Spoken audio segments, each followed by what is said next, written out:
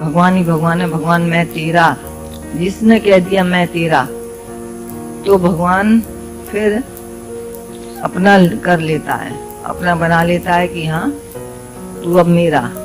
तो जो मैं तेरा कर देता है उसको सब कुछ मिलता है, सब कुछ वो बंद कर देता है।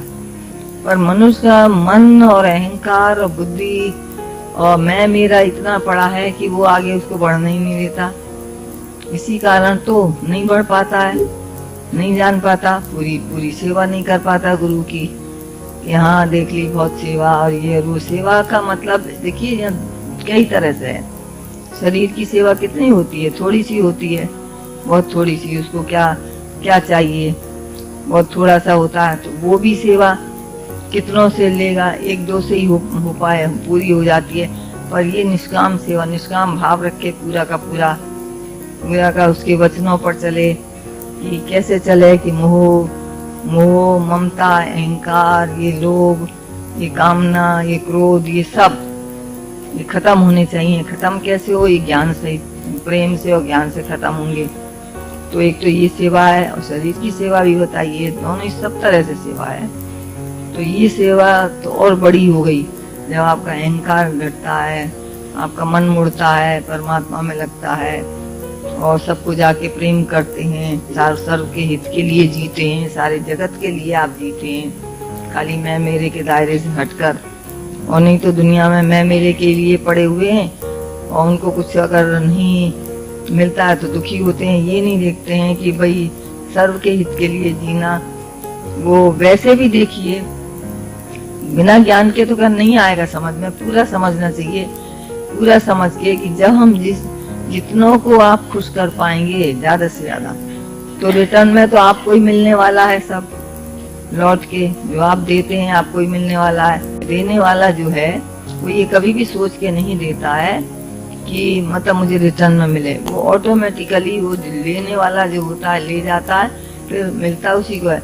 पर अज्ञानता में थोड़ा सा ज्ञान सुना और कह दिया कि बस हमारे उसको इतना ये पसंद है, मेरे वाले को इतना पसंद है, यहाँ तो ऐसा होता है वैसा होता है, सबों को पूछते हैं और हमें पूछते नहीं। ये तरह तरह की बातें, ये थोड़ा ज्ञान सुन के, इसीलिए थोड़ा ज्ञान सुन के कभी भी नहीं बैठना और ज्ञान सुनाने की कोशिश भी नहीं करना। पूरा समझकर, पूरा का पूरा कि ज्ञान क्या है और अज्ञान क्या है। सारा ज्ञान है कि इच्छा रखते हैं और कहते हैं हम तो बहुत ज्ञानी हैं, हम तो ब्रह्म ज्ञानी हैं और हमें तो सब मालूम है। और जो और पूरा और दूसरे को मौका ही नहीं देते बताने का कि क्या ज्ञान होता है, क्या ज्ञान होता है।